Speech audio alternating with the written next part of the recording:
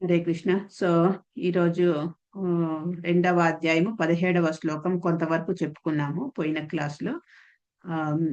Subscription అది renewal చేసేసాము. So 45 minutes కు డిస్కనెక్ట్ అవుతుంది, మరీ కనెక్ట్ అవ్వాలి, ఇవి ఉండవు అనమాట ఈరోజు. సో మనం కంటిన్యూ చేసేసుకోవచ్చు ఎంతవరకు 6:40 వరకు చేసుకోవచ్చు. 5:40 అయింది, ఇప్పుడు 6:40 6:45 మ్యాక్సిమం చేసి డిస్కస్ చేసుకొని 6:45కు క్లోజ్ చేస్తే 7 గంటలకు తిరిగి ఇంకొక బ్యాచ్ స్టార్ట్ అవుతుంది అనమాట. అందుకే ఈ 5:30కు మొదలు పెడుతున్నాము.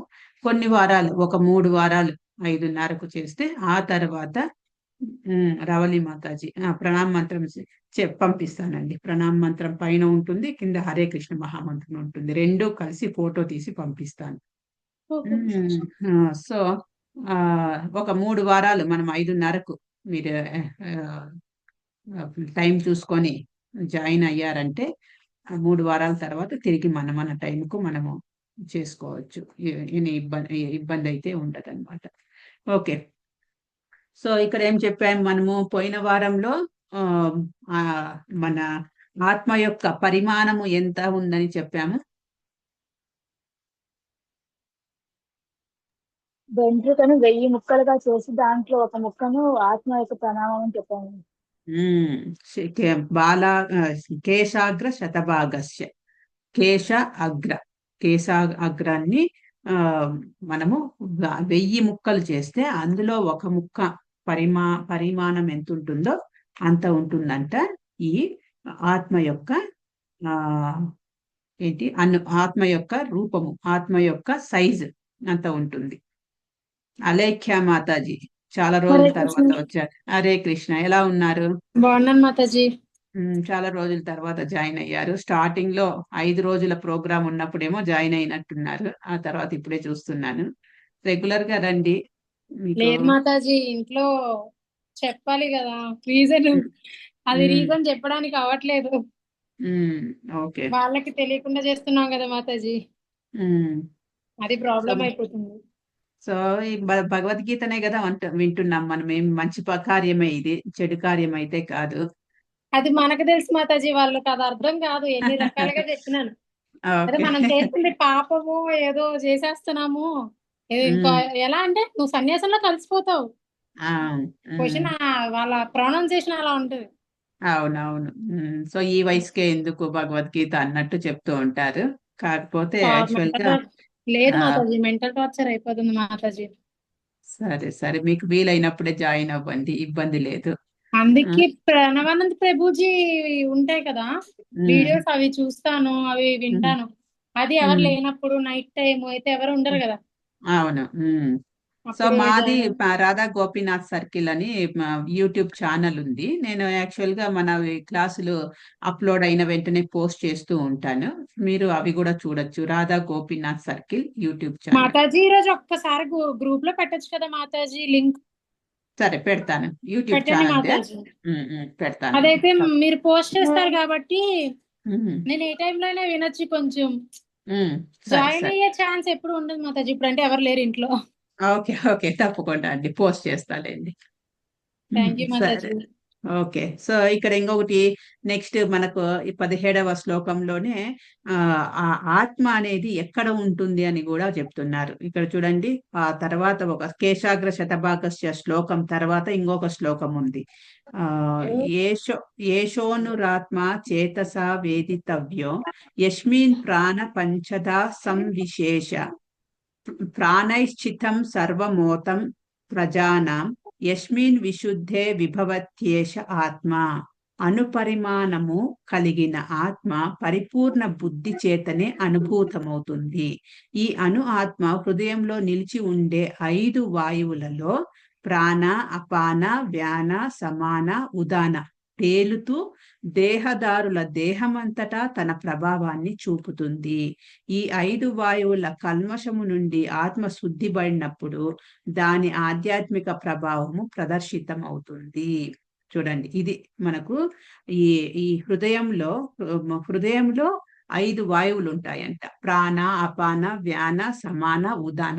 ఈ 5 వాయువుల మధ్యలో ఈ మనం పరిమాణం తెలుసుకున్నాం కదా, ఆత్మ యొక్క పరిమాణము. కేశాగ్రాన్ని 1000 భాగాలు చేస్తే అందులో ఒక భాగము ఎంత పరిమాణము, ఎంత సైజు ఉంటుందో అది ఆత్మ యొక్క సైజు. అంత చిన్నటి ఆత్మ ఈ 5 హృదయంలో ఉన్న ఈ 5 వాయువుల మధ్యలో వేలాడుతూ ఉంటుందంట. సో వేలాడుతూ దేహమంతా తన ప్రభావాన్ని చూపుతుంది, దేహమంతా తన ప్రసరిస్తుంది అన్నమాట. సో ఒక్కసారిగా ఎంత చిన్న అణువు రూపంలో ఉన్న ఆత్మ వెళ్ళిపోయింది అనుకోండి ఆ దేహాన్ని వదిలి, ఇంత పెద్ద దేహము డెడ్ బాడీ పనికి రాకుండా అయిపోతుంది. సో మనకు ఇంతటి శక్తి వస్తోంది, మాట్లాడుతున్నాము, నడుస్తున్నాము, తిరుగుతున్నాము, యాక్టివిటీ చేసుకుంటున్నాము అని అంటే, పని చేసుకుంటున్నామంటే దాని వెనకాల ఉన్నది ఏంటి అంటే ఆ ఆత్మ. యాక్చువల్గా ఆ ఆత్మ అనేది భగవంతుని నుంచి భగవంతుని యొక్క అంశ. సో ఆత్మ పరమాత్మ. సో పరమాత్మ నుంచి వచ్చినది ఆత్మ అన్నమాట.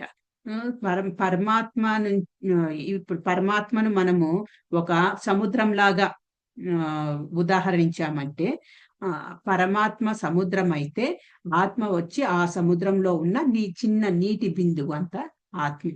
సో పరమాత్మ ఆ సముద్రంలో నీటికి ఏమంటారు క్వాలిటీస్, ఏ లక్షణాలు ఉంటాయో సముద్రం నుంచి తీసిన ఆ నీటి చుక్కకు, నీటి బిందువు కూడా అదే లక్షణాలు ఉంటాయి. ఏంటి? ఉప్పగా ఉంటుంది. సో సముద్రం పెద్ద క్వాంటిటీ, సైజు వేరు అయి ఉండొచ్చు, పరిమాణము వేరు అయి ఉండొచ్చు, కానీ క్వాలిటీ మాత్రమే ఒకటే. క్వాలిటీ అన్ని ఒకటే ఉంటాయి. సోడియం క్లోరైడ్ ఉంటుంది సముద్రంలో. ఈవెన్ చిన్న డ్రాప్ లో కూడా, చిన్న బిందువు, సముద్రం నుంచి తీసిన బిందువు నీటిలో కూడా సోడియం క్లోరైడ్ ఉంటుంది. ఆ నీళ్లు ఉప్పగా ఉంటాయి, ఈ నీళ్లు ఉప్పగా ఉంటాయి. తర్వాత ఇంకొక ఉదాహరణ కూడా ప్రభుపాదులు వారు చెప్తారు. సో ఒక పెద్ద మంటను రాజేశామనుకోండి, ఆ మంట, ఆ జ్వాల పరమాత్మ అయితే, భగవంతుడైతే, ఆ జ్వాల నుంచి పక్కకు నిప్పు కణికలు ఎగురుతూ ఉంటాయి, అవి వచ్చి ఆత్మ. సో సో భగవంతుని నుంచి వేరుపడినవే ఆత్మలు. సో ఆత్మకు భగవంతునితో కనెక్ట్ చేయడమే, కనెక్ట్ చేస్తే ఆ ఆత్మకు సంపూర్ణమైన పరమానందం అనేది ఉంటుంది అన్నమాట. నెక్స్ట్ 18వ శ్లోకం డిస్కస్ చేద్దాము.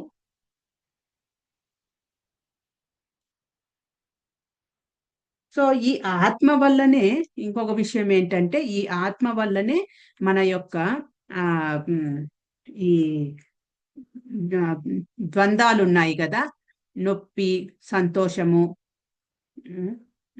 ఆనందము, వేడి, చల్లదనము, శీత, ఉష్ణ, సుఖ, దుఃఖ, మాన, అవమాన, ఇవన్నీ కూడా ఆత్మ ఉన్నప్పుడు, ఈ ఆత్మతో ఇంద్రియాలు కలిసినప్పుడు, ఇంద్రియాలకు ఆత్మకు కలిసినప్పుడు ఇవన్నీ కూడా వస్తాయి అన్నమాట. శీత, ఉష్ణ, సుఖ, దుఃఖ, మాన, అవమాన. ఇప్పుడు చూడండి, ఆ దేహం నుంచి ఆత్మను తీసేసామనుకోండి, ఆ బాడీకి తీసుకెళ్లి పెట్రోల్ పోసి నిప్పు పెట్టినా ఆ బాడీ ఏమి ప్రతిఘటించదు. సో అదే ఆత్మ ఉన్నప్పుడు జస్ట్ మనం పించ్ చేసిన, ఒక గిచ్చినాం అనుకోండి, అబ్బా అనేసి చెయ్యి ప్రతిఘటిస్తుంది. తర్వాత డిఫెండ్ చేసుకోవడానికి వెళ్తుంది. భయం అనేది ఉంటుంది. ఆహార, భయ, నిద్ర, మైథునం, ఇవన్నీ కూడా ఎప్పుడు ఉంటాయి? ఆత్మ దేహముతో ఉన్నప్పుడు. సో ఎప్పుడైతే దేహంలో నుంచి ఆత్మ వెళ్ళిపోయింది అనుకోండి, ఆ దేహాన్ని, అదంతా అంటే డెడ్ బాడీ, నథింగ్ బట్, అందులో జీవం లేదు. ఆ దేహాన్ని మీరు కొట్టండి, నరకండి, అగ్గిలో ఫైర్లో వేయండి, ఏ మాత్రము చలనం ఉండదన్నమాట. అంటే ఆత్మతోటే అంతటి శక్తి వస్తుంది ఈ దేహానికి. సో అలాంటి ఆత్మకు మనము పోషణను ఇవ్వాలి. ఆ పోషణను కల్పించినప్పుడు ఆత్మ ఆ, శుష్కించిపోకుండా యాక్టివ్గా ఉంటుంది. ఆ పోషణే ఏంటి అని అంటే భగవంతునితో కనెక్షన్, భగవంతుని యొక్క నామజపము, భగవంతుని యొక్క స్మరణ, భగవంతుని యొక్క కీర్తన, ఇవన్నీ కూడా ఆ ఆత్మ యాక్టివ్గా ఉండడానికి ఉపయోగపడతాయి అన్నమాట. ఆత్మకు నీరు, ఆహారం ఏంటి అని అంటే ఇదే భగవంతుని యొక్క సేవ, భగవంతుని యొక్క నామస్మరణము. ప్రహ్లాద్ చెప్తాడు, 7 సంవత్సరాల ప్రహ్లాద్ ఏమని చెప్తాడు? శ్రవణం, కీర్తనం, విష్ణు స్మరణం, అర్చనం, వందనం, దాస్యం, సఖ్యం, ఆత్మ నివేదనం. ఇవి 9 రకాలైన నవవిధ భక్తి కైంకర్యాలు. సో ఇందులో ఏదైనా ఒకటి చెయ్యొచ్చు, అన్నీ కూడా చెయ్యొచ్చు. భగవంతుణ్ణి మనము ఆ ఏమంటారు, జ్ఞానం పొందాలంటే, భగవంతుని యొక్క జ్ఞానం పొందాలంటే, భగవంతునితో కనెక్షన్ లో ఉండాలంటే శ్రవణం, కీర్తనం. ఇప్పుడు మనము చెప్పుకుంటున్నాము, శ్రవణం నేను చెప్తున్నాను అంటే కీర్తన చేస్తున్నాను, భగవంతుని యొక్క కీర్తి గురించి నేను చెప్తున్నాను. మీరు శ్రవణం వింటూ ఉన్నారు. నేను చెప్పేటప్పుడు మీరు వినేటప్పుడు అంటే మన ఇద్దరి మధ్య ఎవరి గురించి జరుగుతోంది? భగవంతుని గురించి డిస్కషన్ జరుగుతోంది. అలాంటప్పుడు ఆటోమేటిక్ గా స్మరణం అంటే మెడిటేషన్, భగవంతునిపై ధ్యానం, భగవంతునిపైనే ఉంటుంది ఆ ధ్యానం. సో ఇప్పుడు మనము క్లాసుకు జాయిన్ అయినా, భగవంతునికి సంబంధించిన ఈ క్లాసులు అటెండ్ అవుతూ వింటూ ఉన్నా, చెప్తూ ఉన్నా, హరినామం, హరే కృష్ణ మహామంత్రం జపం చేసేటప్పుడైనా మనము ఈ 3 పనులు ఒకేసారి జరుగుతూ ఉంటాయి: శ్రవణం, కీర్తనం, విష్ణు స్మరణం. ఇప్పుడు ఇందాక హరే కృష్ణ మహామంత్రం చేశారు శ్రీదేవి మాతాజీ ఒక 3 నిమిషాలు స్టార్టింగ్ లో. హరే కృష్ణ కృష్ణ కృష్ణ హరే హరే, హరే రామ రామ రామ హరే హరే ఆవిడ చెప్తూ ఉన్నారు, మనం వింటూ ఉన్నాము. ఆ రెండు కలిసి నోట్లో మాట్లాడేది, నోటి నుంచి వస్తున్న శబ్ద తరంగాలను మనము చెవుల్లోకి ఎక్కించుకుంటున్నాము, చెవుల్లో వింటున్నాము. అంటే నోరు పనిచేస్తోంది ఆవిడవి, మనవి చెవులు పనిచేస్తున్నాయి. ఈ రెండిటి మధ్య కనెక్షన్ వల్ల మన మనస్సులోకి భగవంతుని యొక్క ధ్యాస అనేది జరుగుతోంది, నామ స్మరణ అనేది జరుగుతోంది. సో 3 పనులు ఒకేసారి జరుగుతాయి. దీనితో ఆత్మకు శక్తి అనేది వస్తుంది అన్నమాట. అంతేకాని మనము ఇప్పుడు మనం ఏదైతే తింటున్నామో 4 సార్లు 5 సార్లు, ఏవైతే ఎనర్జీ డ్రింక్స్ తాగుతున్నామో, ప్రోటీన్ షేకులు తీసుకుంటున్నామో, అవి ఏవి పనిచేయవు ఆత్మకు. ఆత్మకు కావాల్సింది భగవంతుని యొక్క సేవ, హరినామ సంకీర్తన, హరినామ స్మరణ ఆత్మకు కావాల్సింది. ఆ ప్రోటీన్ షేకులు, ఎనర్జీ డ్రింకులు అవన్నీ ఈ దేహానికే. ఏది ఆ ఆత్మ బయటికి వెళ్ళిపోయిందంటే పనికి రాని ఈ దేహానికి మనము పోషిస్తున్నాం. కానీ అట్లానే ఆస్తులుండాలా అని అంటే కాదు. ఏదైతే ఆ ఆత్మను తర్వాత ఈ దేహాన్ని కలిసి ఉంచడానికి ఎంత తిండి అవసరమో అంత తీసుకొని, సింపుల్ లివింగ్, హై థింకింగ్, ఎంత ఎంత అవసరమో అంతవరకు మాత్రమే మన యొక్క అవసరాలు తీర్చుకుంటూ భగవంతుని సేవలో ఉండడానికే మనకు భగవంతుడు ఈ మానవ శరీరాన్ని ఇచ్చాడు. సో మానవ శరీరము అంతేకాకుండా ఈ భారతదేశంలో మనకు ఈ జన్మ వచ్చింది. ఆ తర్వాత భగవంతుని గురించి చెప్తున్న వాళ్ళు, వింటున్న వాళ్ళు తారసపడ్డారు అని అంటే అది అంత ఆషామాషి విషయం కాదు. సో మనం ఎంతో అదృష్టం చేసుకోంటే కానీ ఈ అవకాశం రాదన్నమాట. ఓకే, సో మనం నెక్స్ట్ 18వ శ్లోకంకి వెళ్దాము. 2వ అధ్యాయం 18వ శ్లోకం. అంతవంత ఇమే దేహ నిత్యశోక్తా శరీరిణః అనాశినో ప్రమేయస్య తస్మాత్ యుధ్యస్య భారత. ఎవరైనా చెప్తారా?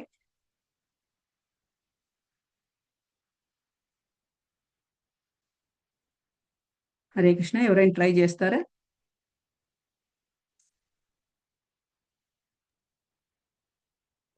చెప్తాను మాతాజీ. చెప్పండి మాతాజీ.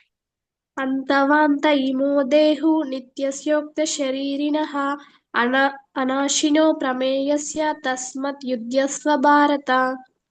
Thank you Mataji. వినాశము లేనివాడు అపరిమితుడు నిత్యుడు అయినట్టి జీవుని భౌతిక దేహము తప్పక నశించి తీరుతుంది కనుక ఓ భరతవంశీయుడా నీవు యుద్ధము చేయుము. అంటే ఇక్కడ ఎప్పుడైతే అర్జునుడు యుద్ధం చెయ్యను అని అంటున్నాడో కృష్ణ, అప్పుడు మనకు ఈ భగవద్గీత అనేది మొదలు పెట్టాడు కదా కృష్ణ. అర్జునుడితో చెప్తూ ఉన్నాడు అనమాట. అంటే అర్జునుడు రీజన్స్ చెప్పాడు, కారణాలు చెప్పాడు. తను యుద్ధం చేయకపోవడానికి కారణాలు ఏం చెప్తున్నాడు. ఆ ఎదుటి కౌరవుల పార్టీ వైపు ఉన్న వాళ్ళందరూ కూడా మా అన్నదమ్ముళ్ళు, పెదనాన్న పెద్దమ్మ పిల్లలు, బావుమరుదుళ్ళు, తర్వాత చిన్నాన్న పెదనాన్నలు, భీష్మ పితామహ తాత, ద్రోణాచార్య గురువు గారు, వీళ్ళందరూ ఉన్నారు. అందరూ బంధువులు కదా. అలాంటి బంధువులు, పెద్దలు, గురువులు, వీళ్ళందరినీ కూడా ఎలా నేను వాళ్ళను మాటలతో కూడా మనము నొప్పించకూడదే పెద్దలను. సో ఆ మాటలు పక్కన పెట్టి నన్ను ఇప్పుడు చేతలు చేయమంటున్నావు, యుద్ధం చేయమంటున్నావు, వాళ్ళతోటి వాళ్ళ పైన బాణాలు వేయమంటున్నావు, వాళ్ళను కొట్టమంటున్నావు బాణాలతోటి. నేను ఎలా చేసేది? వాళ్ళందరూ చనిపోవడం వల్ల వచ్చిన రాజ్యముతో నేను ఏమాత్రము ఆనందంగా ఉండగలను? ఆ రక్తసిక్తమైన ఆ రాజ్యంను తీసుకొని నాకు ఎలాంటి ఆనందం వస్తుంది? నేను యుద్ధం చెయ్యను అని అంటున్నాడు కదా. దాన్ని పట్టుకొని కృష్ణ ఏం చెప్తున్నారంటే ఈ భౌతిక దేహము యూజ్లెస్. ఏదైతే నువ్వు నా పెదనాన్నలు, నా బావమర్దులు, నా మేనమామలు ఏదైతే నా అని అంటున్నావో అదంతా కూడా దేహం మాత్రమే, దేహానికి సంబంధించినది. సో నువ్వు వాళ్ళని చంపడం వల్ల వాళ్ళకు తిరిగి మరో దేహం వస్తుంది. ఆ దేహము ఉన్నతమైన దేహం వస్తుంది. దీనివల్ల వాళ్ళకు నువ్వు మంచి చేసినట్టే అవుతుంది. వీర స్వర్గం పొందుతారు వాళ్ళందరూ. సో దానివల్ల నువ్వు మంచి చేస్తున్నావు కానీ వాళ్ళకు చెడు చేయట్లేదు. కాబట్టి నువ్వు యుద్ధము చెయ్యి. అప్పుడు చెప్తున్నాడు కృష్ణ ఏంటి, ఆత్మ యొక్క లక్షణాలు చెప్తున్నారు. వినాశము లేనివాడు అంటే నాశనం అనేది లేదు, అపరిమితుడు, తర్వాత నిత్యుడు, ఎల్లప్పుడూ ఉండేవాడు. ఎవరు? ఆత్మ గురించి చెప్తున్నాడు కృష్ణ. భాష్యంలో చూద్దాం. స్వభావరీత్యా భౌతిక దేహము నశించిపోయేదే. ఇది వెంటనే నశించిపోవచ్చును లేదా 100 ఏళ్ల తర్వాత నశించవచ్చును. ఇది కేవలం కాలానికి సంబంధించిన విషయం. ఓకే, ఇప్పుడు భౌతిక దేహము అని అంటున్నాం కదా. మీకు ఒక క్వశ్చన్, భౌతిక దేహం అంటే ఏంటి? మనలోంచి ఆత్మ వేరుపడి ఉంటే మిగిలిన దేహం అంతా భౌతిక దేహం అవుతుంది. అంటే ఇప్పుడు కనిపిస్తున్నది కదా, ఇది నాది భౌతిక దేహం ఇది. సో ఈ భౌతిక దేహము దేంతో తయారు చేయబడింది? మనం స్టార్టింగ్ లో చాలాసార్లు చెప్పుకున్నాం.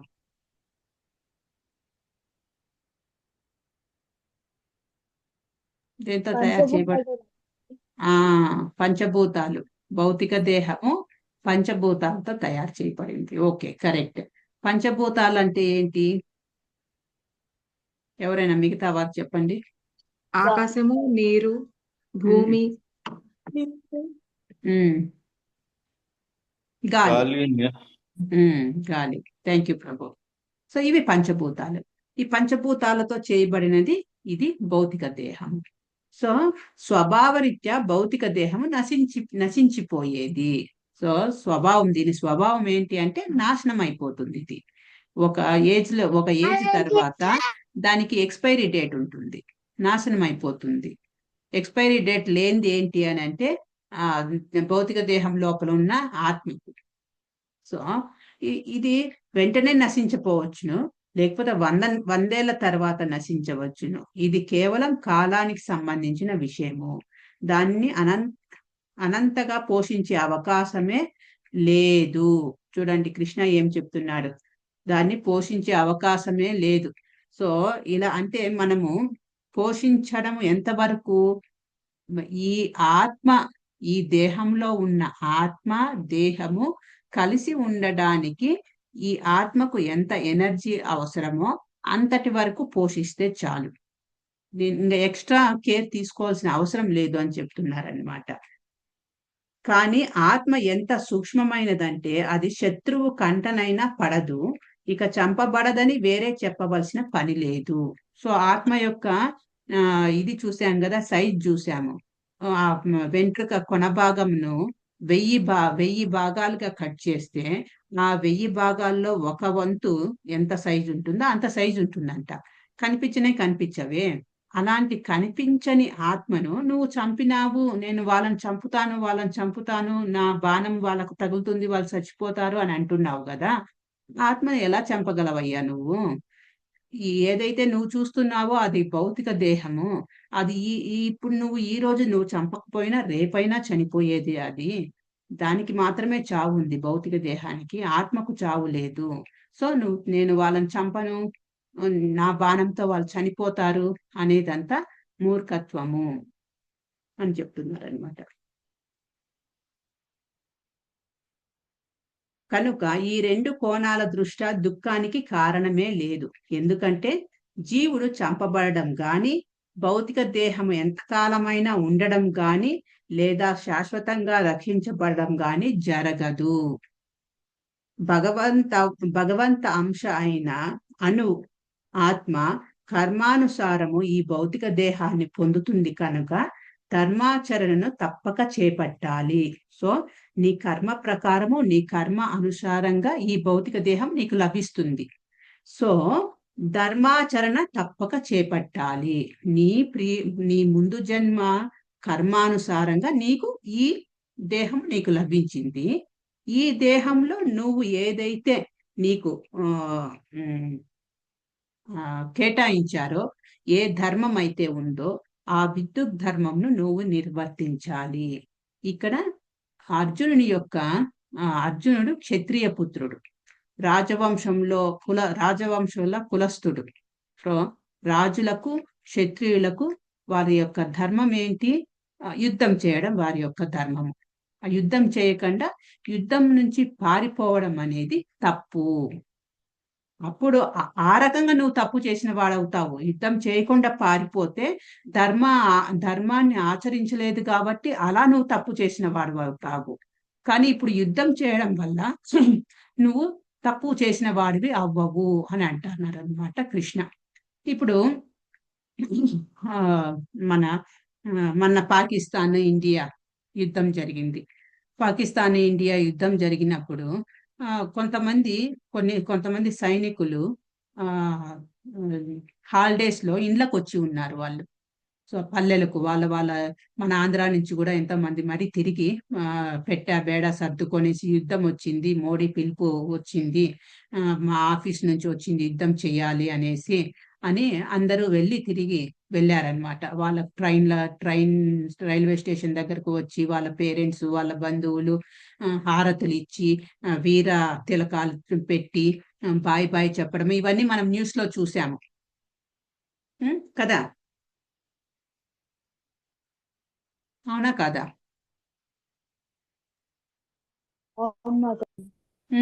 అది వాళ్ళు ఆ జాబ్ లో ఉన్నారు కాబట్టి, భటుల జాబ్ లో సైనికుల డ్యూటీ చేస్తున్నారు కాబట్టి వాళ్ళ యొక్క డ్యూటీ ఏంటి? అవసరమైనప్పుడు, యుద్ధం ప్రకటించినప్పుడు దేశాన్ని రక్షించడం కోసము వాళ్ళ డ్యూటీని తప్పకుండా చేయాలి.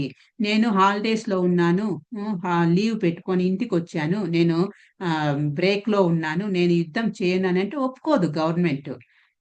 నువ్వు ఎక్కడికి వెళ్ళావో అక్కడికి తిరిగి వచ్చేసేయి, ఎక్కడి నుంచి వెళ్ళావో అక్కడికి తిరిగి రా, ఇప్పుడు నీ అవసరం ఉంది, దేశం తరపున నువ్వు పోరాడాలి, దేశం తరపున నువ్వు యుద్ధం చెయ్యాలి అని వెనక్కి పిలిపించింది. అది ఆ సైనికుని యొక్క డ్యూటీ. సో ఆ డ్యూటీలో ఇప్పుడు చూడండి, ఎవరో మన అనంతపురంకు చెందిన వ్యక్తి, ఎవరో నాయక్, ఆ అబ్బాయి చనిపోయాడు. సో ఆ అబ్బాయికి ఎంతో మర్యాదలు చేసి వీర స్వర్గం పొందాడు. అంటే ఇక్కడ చెప్పడం ఏంటంటే అతని యొక్క డ్యూటీలో చనిపోయినాడు, గవర్నమెంట్ డ్యూటీలో.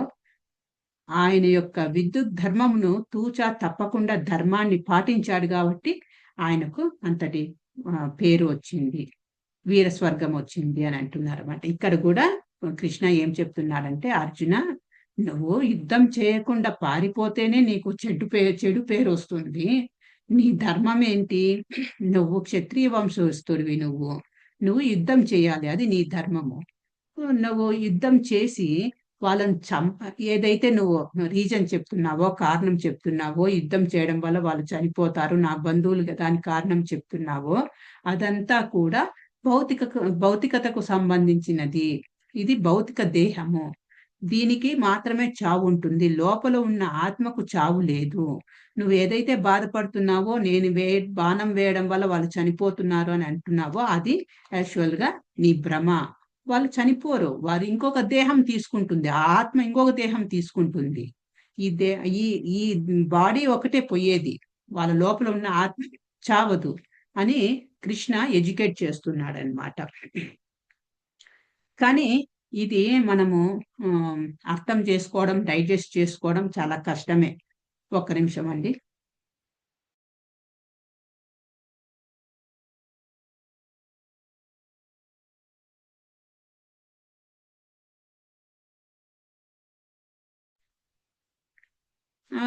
ఎందుకంటే డైజెస్ట్ చేసుకోవడం, జీర్ణించుకోవడం కష్టం. ఎందుకంటే మనమంతా కూడా దేహం వరకే ఆలోచిస్తాము.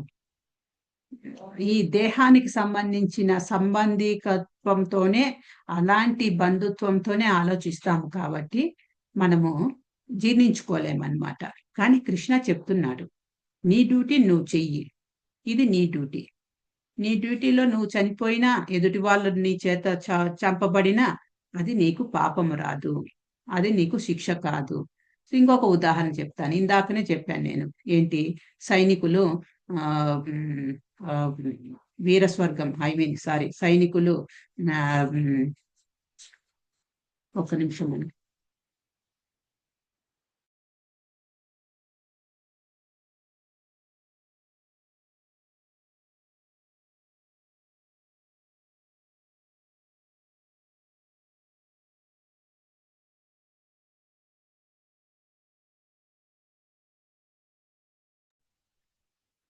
సో ఇప్పుడు ఒక వ్యక్తి, సైనికుడు, ఆర్మీలో పనిచేస్తున్నాడు. ఆర్మీలో పనిచేస్తున్న వ్యక్తి ఆ యుద్ధం ప్రకటించింది. ఒక దేశానికి ఇంకొక దేశానికి మధ్య యుద్ధం ప్రకటించబడింది. సో ఆ సైనికుడు ఆ యుద్ధంలో ఎదుటి పార్టీతో, వ్యతిరేక పార్టీతో యుద్ధం చేసి ఒక 50 మందిని చంపాడు అనుకోండి డ్యూటీలో. సో 50 మందిని చంపితే అప్పుడు గవర్నమెంట్ ఏం చేస్తుంది? ఆయనకు ఇదేంటి అవార్డు ప్రకటిస్తుంది. ఇంతమంది శత్రువులను ఈయన చంపాడు, ఇంతమంది శత్రువుల్ని చంపి బతికి బయటకు వచ్చాడు, ఈయన చాలా వీరుడు, సూర్యుడు అనేసి అవార్డు అందిస్తుంది అన్నమాట. అదే వీరుడు, అదే సూర్యుడు, అదే పరమవీర చక్ర ఏదో సంథింగ్ ఆ అవార్డు అందుకున్న వ్యక్తి హాలిడేస్ లో ఇంటికి వచ్చాడు, పల్లెకి వచ్చాడు, తన సొంత గ్రామంకి వచ్చాడు. లీవ్ లో ఉన్నాడు, చూడండి, లీవ్ లో ఉన్నాడు, తన సొంత గ్రామంకి వచ్చినాడు. ఆ హాలిడేస్ లో బ్రేక్ తీసుకున్నప్పుడు ఆయన ఏదో పక్కింటి వాళ్ళ గ్రామంలో, వాళ్ళ సొంతం ఇంటి పక్కలో ఉన్న వ్యక్తితోటి గొడవపడి ఆ వ్యక్తిని రాయితో కొట్టాడు. వాడు తగలరాని చోట తగలడం వల్ల చనిపోయినాడు అనుకోండి. అప్పుడు ఆయనకు అవార్డు ఇస్తారా? ఆ సైనికునికి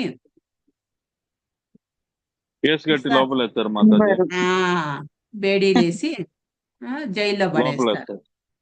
ఎందుకో? ఇక్కడ లీవ్ లో ఉన్నాడు, ఇక్కడ సొంతం తను ఎవరితోనో గొడవ పడి పక్కింటి వాడిని చంపాడు. అక్కడ దేశం తరపున కాదు పోరాడుతున్నది వ్యక్తి. తర్వాత డ్యూటీలో ఉండి కాదు ఆయన చంపిండేది, తన సొంతంకు లీవ్ లో ఉన్నప్పుడు పక్కింటి వానితో గొడవ పడి వాడిని చంపడం వల్ల తీసుకుపోయి జైల్లో పెట్టారు. అంటే ఇక్కడ చెప్పేది ఏంటంటే, తను డ్యూటీలో ఉన్నప్పుడు ఎంతమందిని చంపినా అది తప్పు కాదు, శిక్ష పడదు, కాగా ఆయనకు బహుమతులు కూడా వస్తున్నాయి. అలాగే ఇక్కడ డ్యూటీలో లేడు, తర్వాత గవర్నమెంట్ ఆర్డర్ లేదు, గవర్నమెంట్ పర్మిషన్ లేదు పక్కనోడిని కొట్టి చంపడానికి, కాబట్టి వాడు శిక్షణ పొందాడు. సో అదే చెప్తున్నాడు కృష్ణ. సో నువ్వు ఇప్పుడు నువ్వు క్షత్రియునివి, నీ రాజవంశీయునికి నువ్వు పాండవుల వంశస్థుడివి నువ్వు. నీ యొక్క వంశము తాత ముత్తాతలను వాళ్ళందరినీ నువ్వు చూడు, వాళ్ళు ఎంతటి వీరులు శూరులు. అలాంటి వంశంలో పుట్టి యుద్ధం చేయను నేను, సన్యాసమైనా తీసుకుంటాను, అడుక్కు తిన్నైనా తింటాను, నాకు ఆ రాజ్యం లేకపోయినా పర్వాలేదు, అడుక్కుంటాను, అడవులకు వెళ్ళిపోతాను, తపస్సులు చేసుకుంటాను, ఇలాంటి అన్ని మాటలు మాట్లాడుతున్నావే నపుంసకునికి లాగా. ఆ మాట యూజ్ చేశాడు కృష్ణుడు. నపుంసకునికి లాగా నువ్వు ఆ మాటలు మాడుతున్నావే, ఇది నీకు మంచిది కాదు, నీ వంశానికి చెడ్డ పేరు తీసుకొస్తావు, ఇది నీకు తగదు. నువ్వు చేయాల్సింది నీ ధర్మం ఏంటి? యుద్ధం చేయడం. అది ఏంటి? ఈయన కావాలని వెళ్ళట్లేదు, ఆపోజిట్ కౌరవులే యుద్ధం చేస్తాం మేము, యుద్ధం తప్పదు అని వాళ్ళే వచ్చారు. సో రాజు రెండిటికి నో చెప్పకూడదంట. ఎవరైనా యుద్ధానికి పిలిచినా నో చెప్పకూడదు. తర్వాత పాచికలు ఆడతారు చూడండి, అదే ఏమంటారు, పందెం కాసిన నో చెప్పకూడదంట. నో చెప్తే వాళ్ళను పిరికి పందల్లాగా లెక్కేస్తారు. సో ఇది నీ ధర్మము, నువ్వు చెయ్యి అని చెప్తున్నారు. ఓకే, 18వ శ్లోకం అయ్యింది. సో అంటే భౌతిక దేహము, ఈ భౌతిక దేహానికి నువ్వు అంత ఇంపార్టెంట్ ఇవ్వాల్సిన పని లేదు అని మెయిన్ చెప్పడము. భౌతిక దేహము నాశనం అయ్యేది. నాశనము కానిది ఏంటి అని అంటే ఆత్మ అని చెప్తున్నారు. ఆ ఆత్మ అనేది నిత్యుడు, అపరిమితుడు. అదే 18వ శ్లోకం ట్రాన్స్లేషన్. వినాశము లేనివాడు, అపరిమితుడు, నిత్యుడు. ఎవరు అని అంటే ఆత్మ, జీవి, లోపల ఉన్న జీవి. ఓకే, 19వ శ్లోకం చూద్దాం. ఏనం వేతి హంతారం యశైనం మన్యతే హతం ఉభౌ తౌ న విజానీతో నాయం హంతి న హన్యతే. ఎవరైనా చెప్తారా?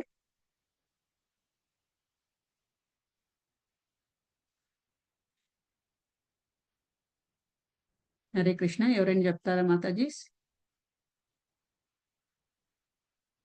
మాలతి మాతాజీ ట్రై చేస్తారా?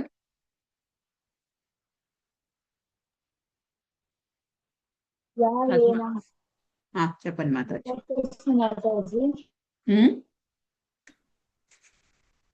ఏంటమ్మా హారిక?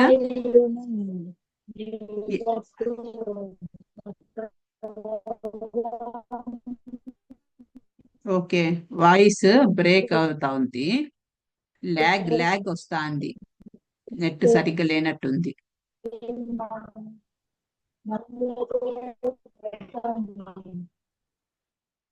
ఓకే,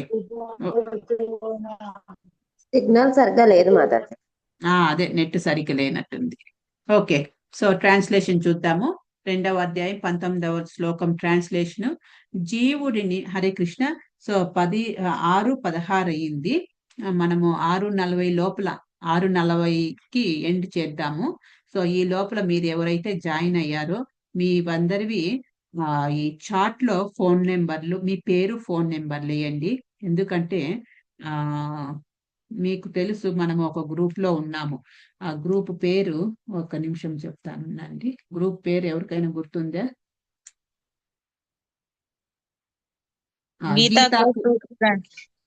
గీతా కోర్స్ తెలుగు 2025, అదే కదా. సో అది టెంపుల్ కనెక్టెడ్. అందులో కొన్ని ఈ పోస్టింగ్స్ ఎక్కువ వేస్తూ ఉంటారు టెంపుల్ వాళ్ళు. ఆ డిస్టర్బెన్స్ లేకుండా ఉండాలి అని అంటే మనము దాని నుంచి ఇంకొక గ్రూప్ ఉన్నది, ఆల్రెడీ నా దగ్గర ఇంకొక గ్రూప్ ఉన్నది. సో ఆ గ్రూప్ లోకి మిమ్మల్ని అందరినీ రెగ్యులర్ గా వచ్చే వాళ్ళని అందులోకి జాయిన్ చేపిద్దాము అని అనుకుంటున్నాను. ఇప్పుడు చూడండి, ఈ రోజు ఏదో గోసేవ పంపించారు, గోసేవ, కార్తీక మాస్ గోసేవ, ఇట్లా ఏవో ఒకటి పోస్టింగ్స్ చేస్తూనే ఉంటారు. సో అఫ్ కోర్స్ అది టెంపుల్ది కాబట్టి వాట్సాప్ గ్రూపు వేస్తారు, మనము నో అని చెప్పడానికి లేదు.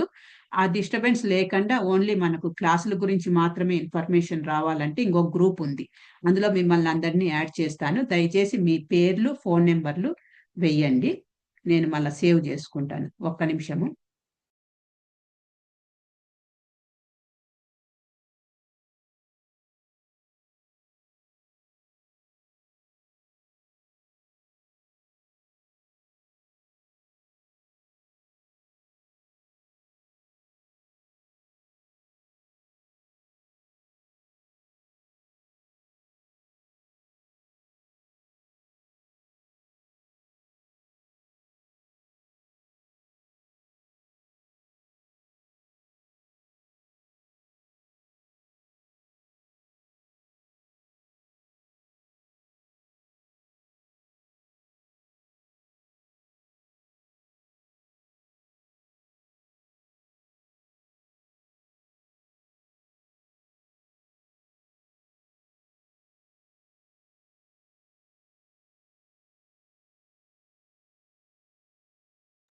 హరే కృష్ణ.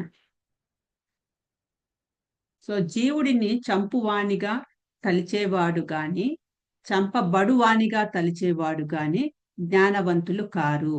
ఎందుకంటే ఆత్మ చంపదు, చంపబడదు. మారణాయుధాలచే దేహదారి గాయపడినప్పుడు దేహంలో ఉన్న జీవుడు చంపబడని తెలుసుకోవాలి. ఆత్మ ఎంత సూక్ష్మమైనదంటే ఎటువంటి ఆయుధము చేతనైనా దానిని చంపడం అసాధ్యము. ఇది రాబోవు శ్లోకాల్లో స్పష్టమవుతుంది. అంతేకాకుండా ఆధ్యాత్మిక స్థితి కారణంగా జీవుడు చంపబడని వాడు. చంపబడింది లేదా చంపబడేది కేవలం దేహమే. అయినా ఇది దేహాన్ని వధించడాన్ని ప్రోత్సహించదు. మా హింస సర్వభూతాన్ని, ఎవరి పట్లను హింస చేయవద్దు అనేదే వేదాదేశం. అలాగే జీవుడు చంపబడదనే అవగాహన జంతువధను ప్రోత్సహించదు. అధికారం లేకుండా ఎవరి దేహాన్నైనా వధించడం హేయమైనది.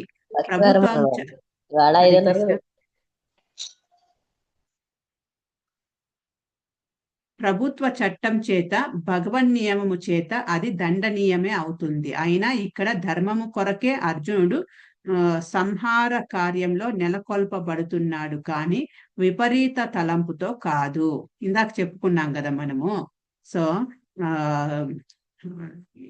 అంటే చట్టం ప్రకారము, ప్రభుత్వ చట్టం చేత మనం సైనికుని యొక్క ఎగ్జాంపుల్ చెప్పుకున్నాము.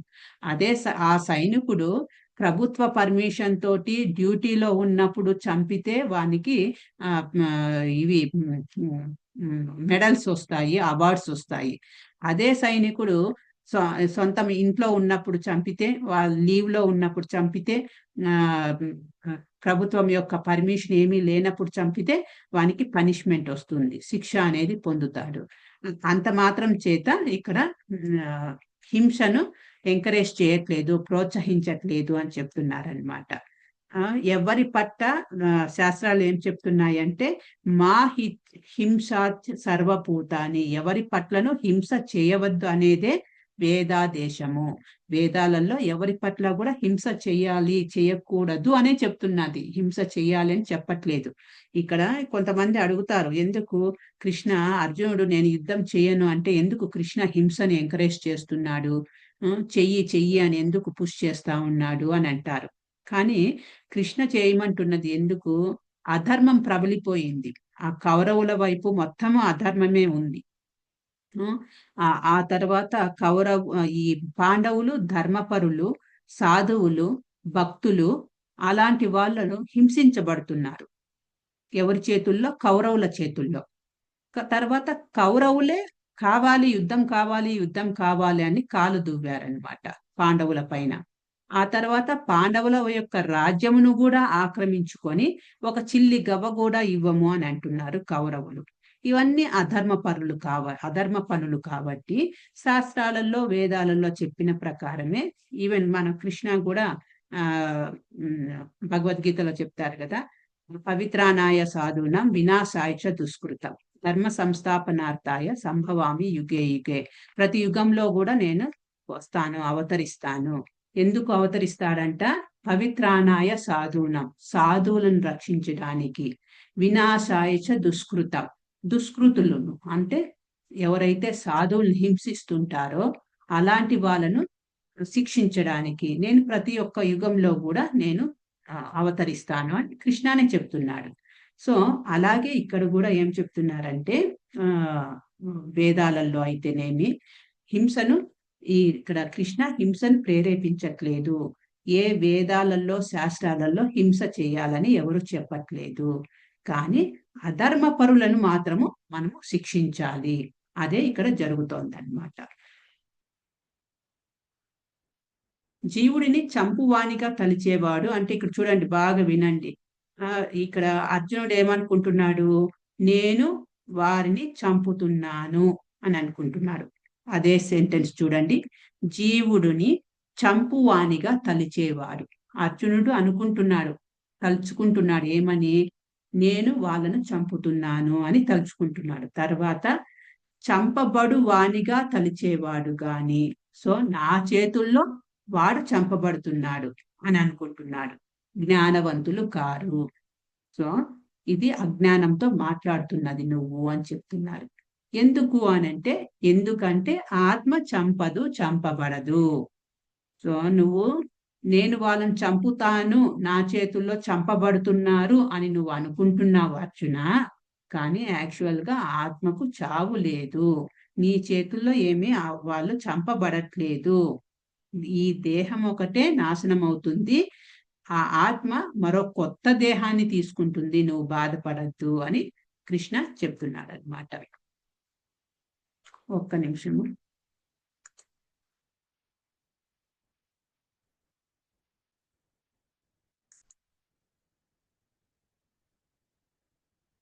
సో శ్రీదేవి పోస్ట్ చేశారు నెంబరు. ఎవరు ఇంకా నెంబర్ ఎవరు పోస్ట్ చేయలేదు? పద్మప్రియ, మాలతి మాతాజీ, రవలి మాతాజీ, హారిక. ఐఫోన్ అని ఉంది, అది ఎవరిదో? శ్రీదేవి మాతాజీ మీరు పంపించారా ఫోన్ నెంబర్ మీది? మాలతి, శ్రీదేవి పంపించారు. గంగా భవాని మాతాజీ మీ నెంబర్ అట్లా పోస్ట్ చేయండి, చాట్ లో మీ నెంబరు టైప్ చేయండి, మీ పేరు గంగా భవాని. గోవిందరెడ్డి ప్రభు నెంబర్లు ఉన్నాయి. ప్రభు మీకు 2 నెంబర్లు ఉన్నాయి కదా ప్రభు? గోవిందరెడ్డి ప్రభు,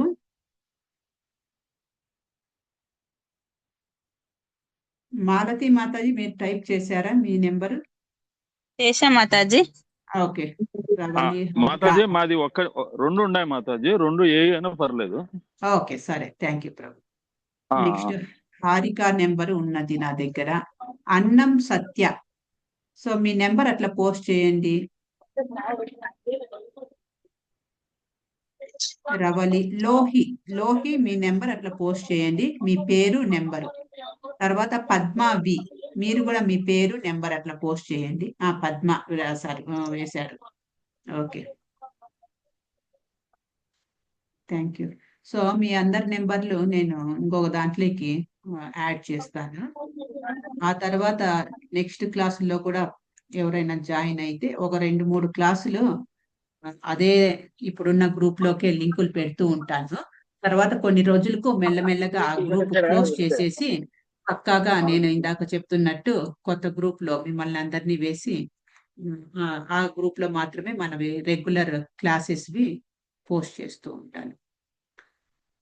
సో దట్ మనకు ఎక్కువ మరి పోస్టింగ్స్ డిస్టర్బెన్స్ అనేది ఉండదు. ఆ సేవ ఈ సేవ అనేసి కన్ఫ్యూజన్ లేక ఉంటుంది. ఓకే నెక్స్ట్ 20వ శ్లోకం, రెండవ అధ్యాయం 20వ శ్లోకం. నా జాయతే మ్రియతే వా కదాచిన్ నాయం భూత్వా భవితవానా భూయః అజో నిత్యం శాశ్వతోయం పురాణో నా హన్యతే హన్యమానే శరీరే. ఆత్మకు ఎన్నడూ జన్మ గాని మృత్యువు గాని లేదు. అది జన్మింపలేదు, జన్మింపదు, జన్మింపబోదు. అది జన్మరహితమైనది, నిత్యమైనది, శాశ్వతమైనది, పురాతనమైనది. దేహము చంపబడినా అది చంపబడదు. సో ఇవి ఆత్మ యొక్క లక్షణాలు. దీనికి ఆపోజిట్ గా ఉండేటివే దేహం యొక్క లక్షణాలు. సో ఆత్మ యొక్క లక్షణాలు అని మీకు క్వశ్చన్ వేస్తే ఇవన్నీ చెప్పేయచ్చు. ఆత్మకు ఎన్నడూ జన్మ గాని మృత్యువు గాని లేదు. అది దానికి చావు లేదు, పుట్టుక లేదు. అది జన్మింపలేదు, జన్మింపదు, జన్మింపబోదు. అది జన్మరహితమైనది, నిత్యమైనది, శాశ్వతమైనది, పురాతనమైనది. దేహము చంపబడిన అది చంపబడదు. సో భగవంతునికి ఒకటి గోవిందం ఆది పురుషంలో ఒక పాట ఉందన్నమాట. గోవిందం ఆది పురుషం తమహం భజామి అనేసి. నవయవ్వనంచ అని ఆయన ఆ ఆది పురుషుడు పురాతనమైన వాడు, కానీ నవయవ్వనుడు అని అంటారనమాట. సో అది ఎలా అంటే అది ఆయన నుంచి వచ్చినాం కాబట్టి మనము కూడా పురాతనమైనది, మన యొక్క ఆత్మ పురాతనమైనది. కానీ ఆ పురాతనమైన ఆత్మ దేహాలు మారుస్తూ ఉంటుంది. దేహం ఒకటే ఇదేంటి నాశనం అవుతూ ఉంటుంది. లోపల ఉన్న ఆత్మ మాత్రము యవ్వనంగానే ఉంటుంది. యాక్టివ్ గా ఉంటుంది. అది ఈ దేహం పాడైపోయినప్పుడు ఇంకొక దేహానికి, యాక్టివ్ దేహానికి జంప్ అయిపోతుంది ఈ ఆత్మ. భాష్యంలో ఏం చెప్తున్నారు? భగవంతుని అనుపరిమాణ అంశ గుణరీత్యా భగవంతునితో సమానమైనది. చూడండి, భగవంతుని అనుపరిమాణ అంశ అంటే మన యొక్క అంశ. ఇందాక చెప్పుకున్నాం కదా, సముద్రము భగవంతుడు అంటే పరమాత్మ అనుకుంటే సముద్రంలో నుంచి నీటి బిందువు ఆత్మ. ఇది క్వాంటిటీ, పరిమాణం గురించి చెప్తున్నా నేను. సముద్రం అంతటి వాడు భగవంతుడు, అందులో నీటి బిందువు లాంటిది ఆత్మ. తర్వాత పెద్ద జ్వాల లాంటిది భగవంతుడు, ఆ జ్వాల నుంచి పక్కనికి పడిపోయే నిప్పు కణికలు ఆత్మలు. అదే ఇక్కడ చెప్తున్నారు చూడండి. భగవంతుని అనుపరిమాణ అంశ గుణరీత్యా భగవంతునితో సమానమైనది. ఎలాగైతే మనము సముద్రంలో ఉన్న లక్షణాలు, సముద్రంలో ఉప్పుగా ఉంటుంది నీరు, ఆ సముద్రం నుంచి తీసుకున్న ఒక్క చుక్క నీరు కూడా ఉప్పుగానే ఉంటుంది. దానికి లక్షణాలన్నీ సమానంగా ఉంటాయి, భగవంతునితో సమానమైనదే. సో ఆ నిప్పు కణిక ఏదైతే జ్వాల నుంచి వేరుపడ్డ నిప్పు కణిక డైరెక్ట్ వచ్చి మనం దీని మీద, స్కిన్ మీద పడింది అనుకోండి, చర్మం పైన చురుక్కుమంటుంది. అంటే నిప్పుకున్న లక్షణం ఉంది కాబట్టి చురుక్కుమంటాంది మనకు. కానీ క్వాంటిటీలో, పరిమాణంలో వేరు. అది విభు అనుకుంటే ఇది అణు. విభు ఆత్మ, అణు ఆత్మ. అది అన్లిమిటెడ్ అయితే ఇది లిమిటెడ్. అట్లా అది దేహములాగా మార్పు చెందదు. ఏది? ఆత్మ. ఒక్కొక్కప్పుడు ఆత్మ స్థిరము లేదా కూటస్థమని పిలువబడుతుంది. దేహము 6 రకాలైన మార్పులకు లోనవుతూ ఉంటుంది. అది తల్లి గర్భం నుండి జన్మిస్తుంది. చూడండి దేహము యొక్క మార్పులు. ఈ పక్కాగా మనకు భగవద్గీతలో చెప్పేవన్నీ కూడా రియల్ గా మనము అనువదించుకోవచ్చు మన లైఫ్ తోటి. సో దేహంలో 6 రకాలైన మార్పులు జరుగుతాయంట. ఏంటి ఆ 6 రకాలైన మార్పులు అని అంటే, తల్లి గర్భం నుండి జన్మిస్తుంది, కొంత తడువు నిలిచి ఉంటుంది, పెరుగుతుంది, ఇతరులను సృష్టిస్తుంది, క్రమముగా క్షీణిస్తుంది, చివరకు కాలగర్భంలో కలిసిపోతుంది. ఇది 6 రకాలైన మార్పులు. ప్రతి ఒక్క శరీరంలో జరిగేవి ఇవి మార్పులు. ఏంటి? గర్భం నుండి జన్మిస్తుంది ఫస్ట్ స్టేజ్. నెక్స్ట్ కొంత తడువు నిలిచి ఉంటుంది. నెక్స్ట్ పెరుగుతుంది, ఇతరులను సృష్టిస్తుంది. అంటే మరి దానికి బై ప్రోడక్ట్స్. తర్వాత క్రమంగా క్షీణిస్తుంది, 5వది. చివరకు క్రమంగా క్షీణిస్తుంది అంటే ముసలిదైపోతుంది. తర్వాత చివరకు కాలగర్భంలో కలిసిపోతుంది. ఇది దేహం యొక్క మార్పులు. కానీ ఆత్మ ఇటువంటి మార్పులకు లోను కాదు. ఆత్మ జన్మించదు, కానీ అది దేహాన్ని స్వీకరిస్తుంది కనుక దేహము జన్మిస్తుంది. ఇక్కడ ఆత్మ జన్మించదు కనుక దానికి మరణం కూడా లేదు. దేనికైతే జన్మ ఉన్నదో దానికి మరణం కూడా ఉంటుంది. ఆత్మకు జన్మ లేదు కనుక భూత భవిష్యత్ వర్తమానాలు కూడా లేవు. అది నిత్యమైనది, శాశ్వతమైనది, పురాతనమైనది. అది ఎప్పుడు ఉనికిలోకి వచ్చిందో చారిత్రక ఆధారాలు లేవు. అంటే మనము ఎన్ని జన్మలు ఎత్తినామో మనకే తెలియదు, ఒక భగవంతునికి తప్ప. ఎన్ని జన్మల నుంచి ఈ దేహం తీసుకుంటూ ఉన్నామో మనకు తెలియదు. అంటే ఈ దేహం అంటే ఒక మనిషి దేహం అనే కాదు, ఏ జీవి దేహమైనా కూడా మారుతూ ఉంటుంది, మార్పులు జరుగుతూనే ఉంటాయి. మనం చేసిన పాప పుణ్య కర్మల ఫలితంగా దేహాలు అనేవి మారుతూనే ఉంటాయి. నేను పూర్వజన్మలో ఏ జంతువుగా అయిండొచ్చు, ఏ పిల్లిగానో నక్కగానో కుక్కగానో అయిండొచ్చు. ఈ జన్మలో మనిషి జన్మ అయినాను. సో ఈ జన్మలో నేను చేసుకునే పాప పుణ్య కర్మల ప్రకారంగా మరో జన్మలో నేను ఎలాంటి దేహాన్ని తీసుకోవాలి అనేది రాస్తూ ఉంటాడనమాట ఆల్రెడీ భగవంతుడు. దేని ప్రకారంగా రాస్తూ ఉంటాడు, దేని ప్రకారంగా నాకు మరో జన్మ వస్తుంది అంటే ఈ జన్మలో నేను చేసుకునే కర్మల ప్రకారము. ఈ జన్మలో నేను ఎల్లప్పుడూ ఏదో ఒక సపోజ్ ఎగ్జాంపుల్ చెప్తున్నాను. ఎప్పుడు నేను ఒక సీతాకోక చిలుక పైన రీసెర్చ్ చేస్తున్నాను అనుకోండి. సీతాకోక చిలుక దాని యొక్క జీవిత చరిత్ర పైన, దాని యొక్క జీవితం పైన, దాని యొక్క శరీరం ఎలా ఉంటుంది, శరీర సౌష్ఠవం ఎలా ఉంటుంది, అది ఎన్ని రోజులు బతుకుతుంది, దానికి అది ఎలా గుడ్లు పెడుతుంది, రెక్కలు ఎలా పుట్టుకొస్తాయి, అది ఎలా ఎగురుతుంది, ఎగరడానికి దానిలో ఆ దేహంలో ఉన్న మెకానిజం ఏంటి, ఇలా ఎంతసేపు నేను సీతాకోక చిలుక పైనే ధ్యాస పెట్టుకొని దానిపైనే రీసెర్చ్ చేస్తున్నాను అనుకోండి. నేను చనిపోయేటప్పుడు కూడా సీతాకోక చిలుక పైనే. అంతే కదా, జీవితాంతం నువ్వేం చేస్తున్నావో అదే వస్తుంది నీ చివరిలో. నువ్వు చనిపోయేటప్పుడు కూడా అలాంటి జ్ఞాపకాలే నిన్ను వెంటాడుతాయి అన్నమాట. ఇన్ కేస్ అలాగే ఆ సీతాకోక చిలుకల పైనే ధ్యాస పెట్టుకొని ధ్యానిస్తూ వాటి యొక్క నిర్మాణం పైన ఆలోచిస్తూ నా యొక్క దేహాన్ని వదిలేశాననుకో, భగవంతుడు ఏమి చెప్తాడంటే, అయ్యో నీకు ఎంతో విలువైన మానవ దేహం ఇచ్చాను, ఆ మానవ దేహంను దేనికి ఉపయోగించుకున్నామని చెప్పానంటే, నేను